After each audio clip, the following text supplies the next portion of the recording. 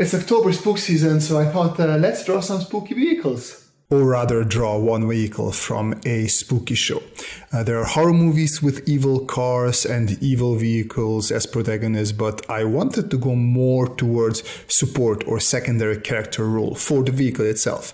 And there were two immediate possibilities that jumped to my mind, at least from my childhood, that I know that I watched a lot. One was the Ecto one from the Ghostbusters. And the other one was the Mystery Machine from Scooby-Doo. And if you have seen the thumbnail, which you probably have since you're watching this video, you know that I went with the Mystery Machine. I might revisit Ecto 1 at some point, since it might be more my favorite than the Mystery Machine, since I watched Ghostbusters much more, especially the cartoon, the real Ghostbusters, and I still remember that specific high-pitch siren that Ecto 1 makes. But I wanted to do something a bit more friendly, and to be fair, I never drew Scooby-Doo before, and I thought this might be a great opportunity for me to draw Mr. Scooby-Doo. So I thought it would be fun if I take a look at how vehicles get characters and personality in all sorts of movies, TV shows, and animated series as well. And here I will reach back a lot towards my childhood. So be prepared that I am going to use probably a lot of old examples that you might not recognize, but just roll with it. It will be fine. I did a quick research round. I read one or two articles and I found an interesting video. I will link this video in the description down below that talks about especially cars in movies, but this also fits for shows and other vehicles, not just cars. So based on this, I put a couple of topics together that I think will work for us here. And I will start with the car or the vehicle as a location. And the easiest way to imagine this is like when you have a big spaceship or something, and then that's where everything happens around the character. So imagine this as the Millennium Falcon or Mass Effect's Normandy SR1 or 2, whichever you prefer. So this is where the team, always the main characters, come together, where you find out new events that are happening within the story, and maybe sometimes pivotal story things are being told here as well.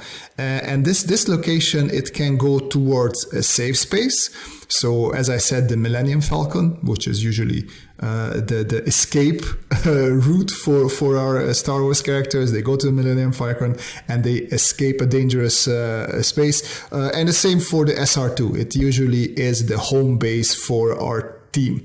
One of my childhood's favorite cartoons was Saber Rider and the Star Sheriffs, and while they all had their characteristic vehicles, and that was also really cool how that fit with the character of the persona.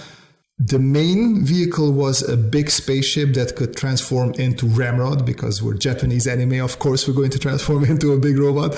But that was the ship that transported them everywhere, so I really liked it.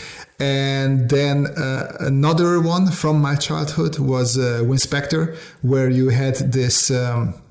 I think it was a Camaro, and there was this special police rescue force, whatever they were called, and the guy got into the car, and the car transformed into this cooler red car, and at the same time he got this mechanical suit on himself, like almost like an Iron Man suit, but then from the early Japanese days, so I love that. Let me interrupt this video for a second and ask you, do you have a favorite vehicle? Doesn't have to be a car, from a show where you feel like the vehicle has almost more character than the main protagonists? The opposite of a safe space, these places can also be dangerous spaces, and they usually become bigger, or they can be like an evil car from a horror movie, but they can be like really big places. Like if you think something, Event Horizon, the horror movie where the ship went through, well, I don't want to... If you haven't seen it, just watch it. It's an evil ship. Or the game Dead Space, where you go there and it's full of monsters and you have to kill them. So it can be both. And just to turn back a little bit to the vehicle is a location where the characters in the movie, series, film usually face the audience. They're talking to themselves, but within the car, they facing the audience and they sort of telling us exposition, telling us what is happening. So that is also a characteristic of a vehicle, which we see a lot also in the Scooby-Doo van, the Mystery Machine, since I'm drawing it. That's where the team, the gang is all in the front seats, all facing outwards, of course, towards our camera and telling us what they think happened. So that's happening quite often also in other vehicles. Another thing that a vehicle can be is a costume. So a simple example the Dumb and Dumber dog vehicle, very silly. But one that I really like for costumes is the wacky races. So if you look at this, you can see all the different silly cars, like the military guy has a tank sort of car.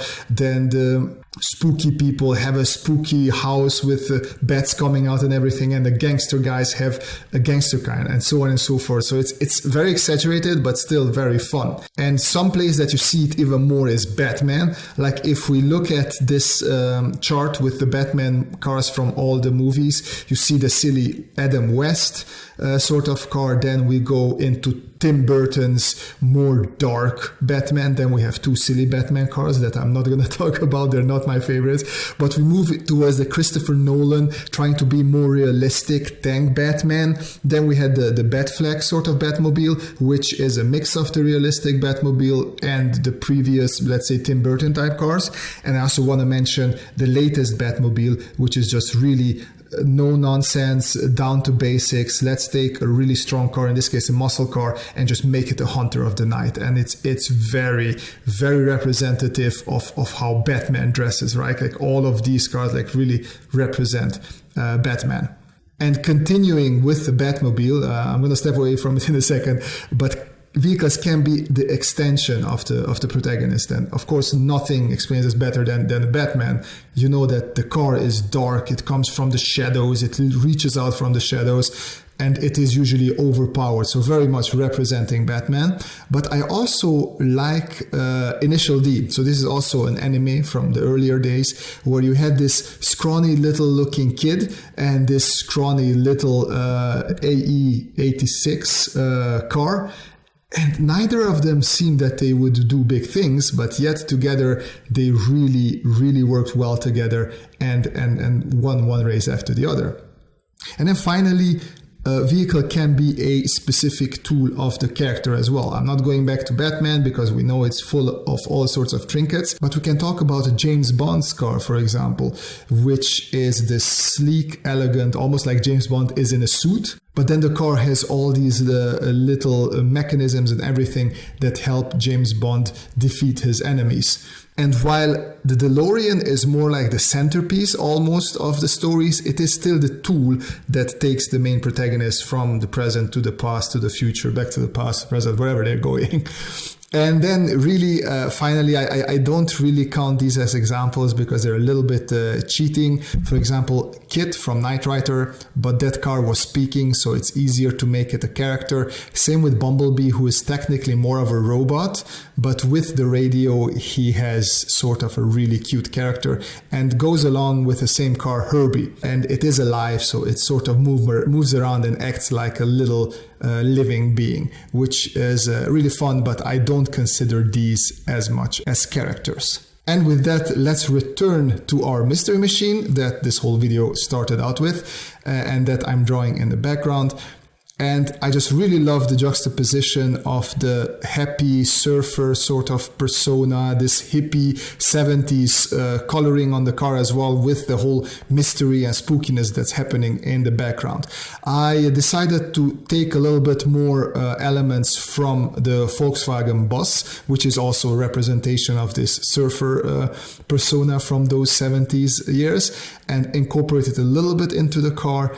And of course, as I said, I wanted to draw Scooby-Doo as well. So I did let Scooby-Doo hang out the window. And you can't see it here, but at the end of the video, you will see that I just quickly outlined the main characters because it was too much for drawing. I didn't want to draw them all, but they are in the car as well. So this was a really fun little drawing exercise for me that I enjoyed very much, and I hope you did as well. And if you did, hit that like button and that follow button if you are not following me yet.